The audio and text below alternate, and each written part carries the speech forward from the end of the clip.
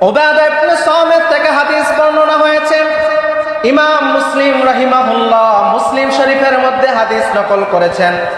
আল্লাহর হাবিব সাল্লাল্লাহু আলাইহি ওয়াসাল্লাম বলেন, মান শাহিদা আন লা ইলাহা ইল্লাল্লাহু ওয়া আন্না মুহাম্মাদান আবদুহু ওয়া রাসূলুহু, কোন বান্দা যদি সাক্ষ্য দেয় আল্লাহ ছাড়া কোনো ইলাহ নাই, হযরত মুহাম্মদ সাল্লাল্লাহু আলাইহি ওয়াসাল্লাম আল্লাহর প্রেরিত বান্দা এবং রাসূল, এই কথা যদি কেউ মনে প্রাণে বিশ্বাস করে নিতে পারে, ফা আদখালাহুল্লাহুল জান্নাহ আলা মা কানা মিনাল আমাল, আল্লাহ রাব্বুল আলামিন আল্লাহর সেই বান্দা ইমানের দৌলত সিনার মধ্যে থাকার কারণে আমল নামার মধ্যে আমল কম কিংবা বেশি থাকুক, আল্লাহ রাব্বুল আলামিন মৃত্যুর পরে সেই বান্দাকে জান্নাতে প্রবেশ করাই দিবে।